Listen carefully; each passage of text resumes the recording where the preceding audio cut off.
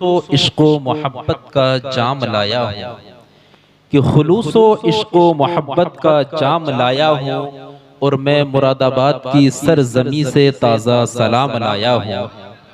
अस्सलामु अलैकुम वरहमतुल्लाहि तआला व बरकातुहू। अल्हम्दुलिल्लाह अल्हम्दुलिल्लाहि वहदह वस्सलातु वस्सलामु अला मन ला नबिय्य बअदह अम्मा बअद फअऊज़ु बिल्लाहि मिनश शैतानिर रजीम बिस्मिल्लाहिर रहमानिर रहीम। या अय्युहल्लज़ीना आमनुत्तक़ुल्लाहा वकूनू मअस सादिक़ीन। सदक़ल्लाहु मौलानल अज़ीम व सदक़ रसूलुहुन नबियुल करीम व नहनु अला ज़ालिका लमिनश शाहिदीन वश्शाकिरीन वल्हम्दुलिल्लाहि रब्बिल आलमीन।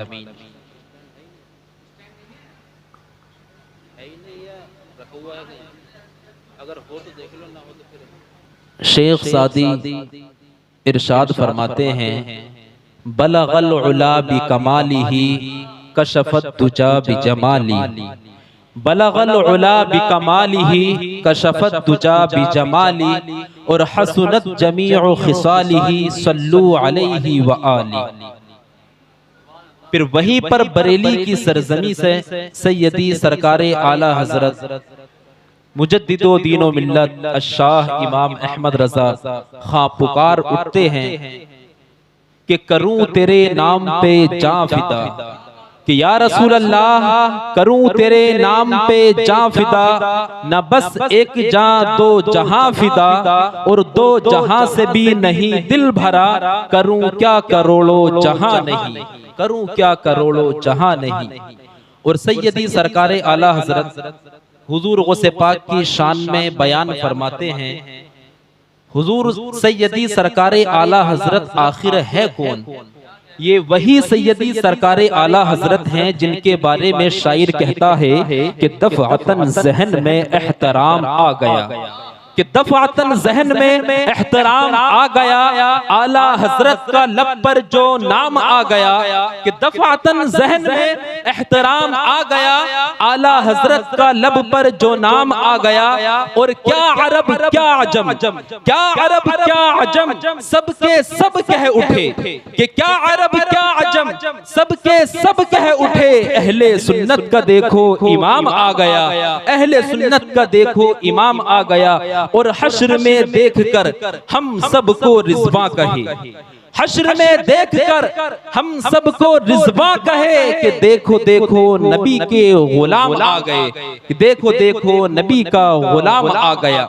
तो ये वही सैयदी सरकारे आला हजरत हैं कि जिनको आशिक़े रसूल के नाम से जाना जाता है। ये वही सैयदी सरकारे आला हजरत हैं जब इन्होंने अपने कलम को उठाया तो कभी अद्दौलतुल मक्किया लिखते हुए नजर आ रहे हैं, कभी अपने कलम को उठाया तो कभी हदाइक़े बख्शिश लिखते हुए नजर आ रहे हैं, कभी अपने कलम को उठाया तो फतवाए रज़विय्या लिखते हुए नजर आ रहे हैं। इतना ही नहीं बल्कि आपका कलम इस अंदाज से चलता था कि शायर कहता है कि अल्फाज बह रहे हैं दलीलों की धार पर, अल्फाज बह रहे हैं दलीलों की धार पर, चलता हुआ कलम है कि धारा रज़ा का है।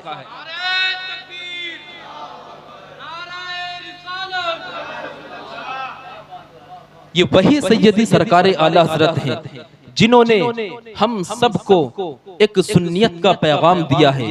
आज जो सुन्नियत जिंदा है ये हुजूर आला हजरत मुजद्दिदो दीनो मिल्लत अशाह इमाम अहमद रज़ा खां की वजह से आज जिंदा है। वो सैयदी सरकारे आला हजरत, उन्होंने हम सुन्नियों के हाथ में एक मिसाइल की शक्ल में, एक हथियार की शक्ल में कुरान पाक का तर्जुमा कंजुल ईमान की शक्ल में हम सुन्नियों के हाथ में पेश कर दिया। इसी चीज का नक्शा शायर ने इस अंदाज में खींचा है कि सुन्नी मिसाइल जिसे कहते हैं लोग, कि सुन्नी मिसाइल जिसे कहते हैं लोग, अरे वही कंजुल ईमान है आला हजरत का, वही कंजुल ईमान है आला हजरत का। ऐसा लग रहा है कि आप आला हजरत से बड़ी कम मोहब्बत करते। आला हजरत के दीवाने जब आला हजरत की शान सुनते हैं तो मचल जाते हैं, और इतनी सुस्ती आप लोगों में छाई हुई है।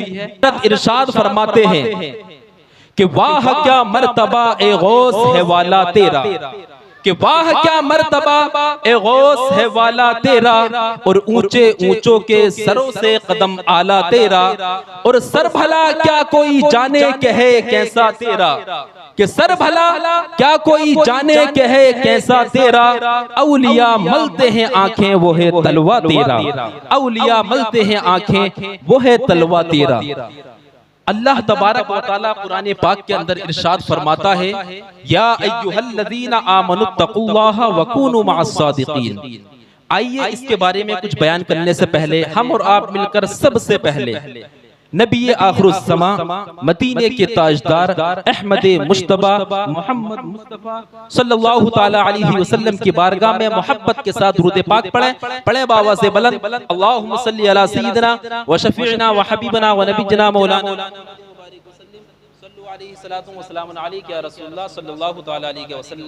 मैंने आपसे दुरूद पाक पढ़ने के लिए कहा, ये नहीं कहा कि 2 मिनट के लिए या 1 मिनट के लिए आप लोग खामोश बैठ जाए।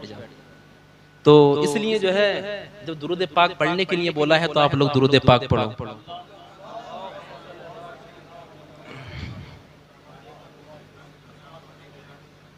अल्लाह के प्यारे हबीब दुरूद पाक के ताल्लुक से इरशाद फरमाते हैं, एक महफिल सजी हुई थी, सहाबे किराम बैठे हुए थे, बीच में आक़े कायनात, मौले कायनात, हुस्ने कायनात, ज़ीनते कायनात, बीच में जलवा अफरोज है। मेरे आका के लबे मुबारक जुम्बिश में आते हैं, मेरे आका इरशाद फरमाते हैं कि या रसूल अल्लाह, अल्लाह के प्यारे हबीब ने इरशाद फरमाया कि ए सहाबा, तुम चाहते हो कि मैं तुमको कुछ बताऊं?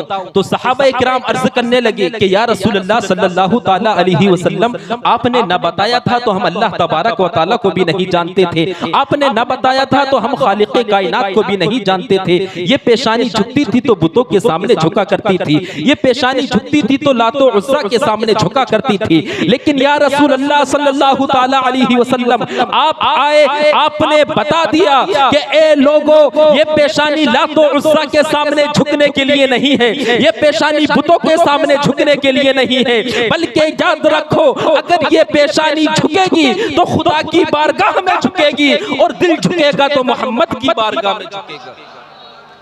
सहाबाए किराम अर्ज करते हैं कि या रसूलल्लाह, बताइए वो बात क्या है? मेरे आका इरशाद फरमाते हैं कि मन ज़ारा क़ब्री वजबत लहू शफ़ाअती। हदीस पाक है, सुनकर मचलकर सुभान अल्लाह कहना चाहिए था।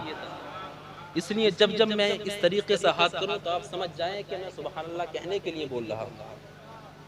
मेरे आका ने इरशाद फरमाया कि मन ज़ारा क़ब्री वजबत लहू शफ़ाअती, कि जिसने मेरी कब्र की एक मर्तबा ज़ियारत कर ली उस पर मेरी शफ़ाअत वाजिब हो गई। और याद रखना, जिसको नबी की शफ़ाअत नसीब हो जाएगी, समझ लेना उसका जन्नत का टिकट कट चुका। तो आप सब चाहते हो जन्नत में जाना? अभी इधर से आवाज नहीं आ रही, लग रहा है ये अभी दुनिया में ही रहना चाह रहे हैं। अरे जन्नत में जाना चाहते हो तो नबी पाक के इस फरमान पर अमल करो। अल्लाह के प्यारे हबीब ने इरशाद फरमाया कि मन ज़ारा क़ब्री वजबत लहू शफ़ाअती, कि जिसने मेरी कब्र की एक मर्तबा ज़ियारत कर ली उस पर मेरी शफ़ाअत वाजिब हो गई। जितने भी सहाबाए किराम वहां पर बैठे हुए थे वो कहने लगे कि या रसूल अल्लाह सल्लल्लाहु ताला अलैहि वसल्लम, मक्के वाले तो आपकी कब्र की ज़ियारत कर लेंगे, उन पर तो आपकी शफ़ाअत वाजिब हो जाएगी, मदीने वाले भी आपकी कब्र की ज़ियारत कर लेंगे, उन पर भी आपकी शफ़ाअत वाजिब हो जाएगी। और जो हिंदुस्तान पाकिस्तान के अंदर गनी मुसलमान है, मालदार मुसलमान है, वो भी या रसूल अल्लाह आपकी कब्र की ज़ियारत कर लेंगे, उन पर भी आपकी शफ़ाअत वाजिब हो जाएगी। लेकिन या रसूल अल्लाह सल्लल्लाहु ताला अलैहि वसल्लम, जो हिंदुस्तान के अंदर गरीब मुसलमान है वो आपकी कब्र की ज़ियारत कैसे करेंगे, उन पर आपकी शफ़ाअत कैसे वाजिब होगी? तो मेरे आका ने इरशाद फरमाया कि ए सहाबा, सुनो सुनो, घबराने की कोई बात नहीं है, परेशान होने की कोई जरूरत नहीं है, बल्कि याद रखो कि जिसने मेरी कब्र की एक मर्तबा ज़ियारत कर ली उस पर तो मेरी शफ़ाअत वाजिब हो ही गई। लेकिन याद रखो कि जिसने मुझ पर एक मर्तबा दुरूद पाक पढ़ ली उस पर भी मेरी शफ़ाअत वाजिब। तो आइए